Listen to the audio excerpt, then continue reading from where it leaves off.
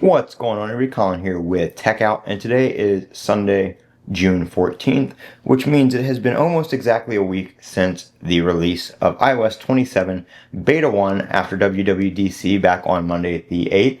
And today we're going to be doing a full review of iOS 27 here on my iPhone Air.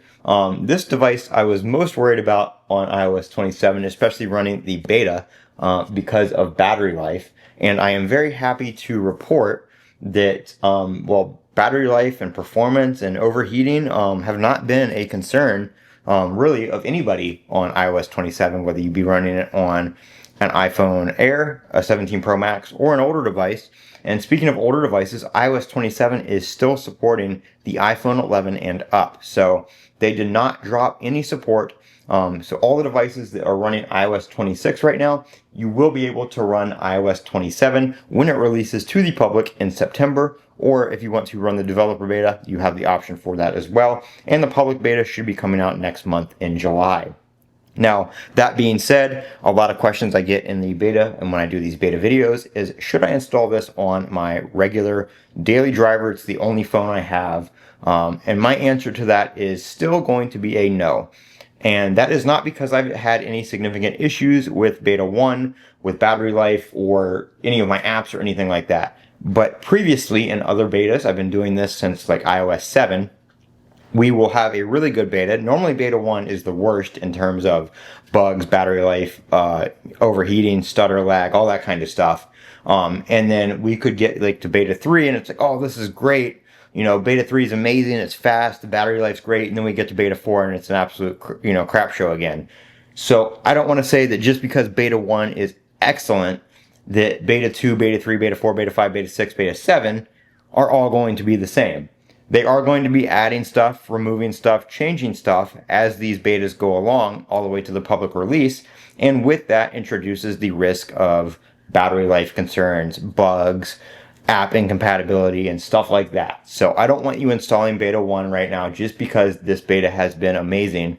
And then we get to beta 2, 3, or 4 and start having issues, and now you're kind of stuck because you've been on the beta for 1 or 2 cycles and you don't have your iOS 26 backup anymore, and you're going to have to wipe your phone to go back to a stable version of iOS 26 and reset up all your stuff and get all your data back, or you might even lose some data and all that kind of stuff. So I just want to start there and say that, answer that question, get that right out of here. Beta 1 is amazing, but for that reason I don't recommend it. Now beta 1, here on the iPhone Air, I have been carrying around when I'm out and about. I was carrying around my MagSafe battery bank for the iPhone Air, just because I didn't know how this battery life was going to be, and it actually turns out I haven't really needed it. If I'm using my phone all day, then I will have to put it on time to time, but that's no different than when I was running iOS 26. That's just the nature of the iPhone Air if you use it heavily. So beta 1 battery life has been great. Haven't really had any overheating issues. The phone did get a little warm within the first day or so. Once the indexing message went away, I haven't really had that concern. Playing around with the new Siri, I have had access to the new Siri AI since beta 1, yeah, obviously. Since about an hour after I installed this beta, which I installed within about 15 minutes of it being released after the event ended. Some people who waited hours are still actually on the wait list and waiting at the time of this recording. I had a friend that installed the beta and joined the wait list probably around 11 or 12 midnight. The night of WWDC and the beta coming out, and they actually just got off the wait list probably about 2 hours ago. So it was about 6 days for them on the wait list.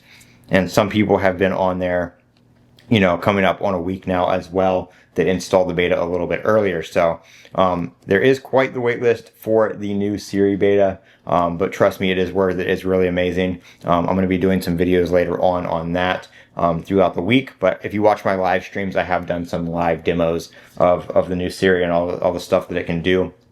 But I just wanted to talk about the overall, reliability and stability here in iOS 27 beta 1. I have run this on my 17 Pro Max as well, and same thing, no issues, excellent battery life, even better so on the 17 Pro Max, being that it has a larger battery.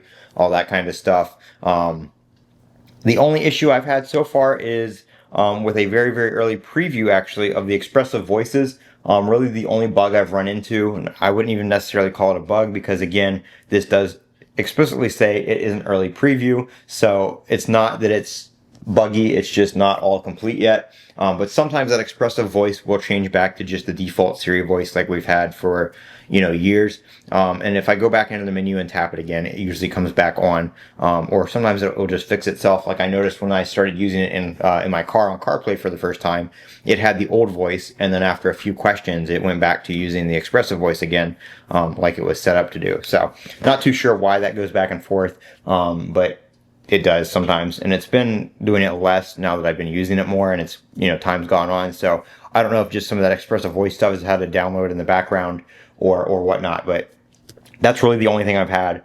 Some people have had issues after restarting the phone. It goes into recovery mode and they have to restore iOS.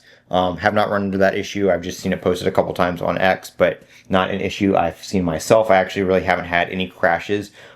First couple days, and I think this only occurred, now that I think about it, when the phone was still indexing, but sometimes I would do something and then I would swipe down like that to pull down the search or ask Siri box, just by pulling down on the home screen, and I would get a restart right there. But it has not done that since it finished indexing. So since a lot of this search and stuff like that relies on the index and all that kind of stuff being complete, I think I'm just going to attribute it to it being indexing, or it's still indexing, and maybe just kind of got bugged up there. But I have not had any restarts or anything like that aside from that, and that hasn't happened in probably 4 or 5 days now. So not really a concern there either. So as you can see, it's very, very smooth. ProMotion display, obviously, and then YouTube is not in 120 hertz or 120 frames, so you're only seeing about half of what this actually looks like in person in terms of smoothness and responsiveness and stuff like that. But all the apps and stuff like that are all working just as they should. Everything right there just opens and closes very quick. And I know I always complain about this test being done when people do this on Samsung, just opening and closing apps ridiculously quickly. But as you can see there, for beta 1, that is extremely impressive. I didn't even have that kind of that level of performance on any of the stable versions of iOS 26. So very, very nice polished beta here on iOS 27, and it goes to, the same goes for iPadOS 27 and macOS 27 as well. I'm not having any issues on either one of those betas, and I've been running the beta on my MacBook Neo as well as my Mac Studio now since the beta released. I did wait a little bit on the Studio just to make sure everything was working application-wise, and it is, so I went ahead and installed it on my main computer, which is the M4 Max Mac Studio. So that is iOS 27, and that is my review on iOS 27 here after almost a week of daily use on my iPhone Air. This has been my daily driver since I picked it up about a month ago, and it has also been my daily device with iOS 27 beta 1, and I'm not having any problems whatsoever, so I'm very excited to report that. And I hope that beta 2 continues on this path of increasing performance, and not even increasing performance, but just keeping it the same. So hopefully between now and the next few betas and the public release, we don't lose any of the performance and battery improvements that we've already seen going from iOS 26 to iOS 27. If you guys have any questions, please let me know down in the comments section below, and I'm happy to answer those.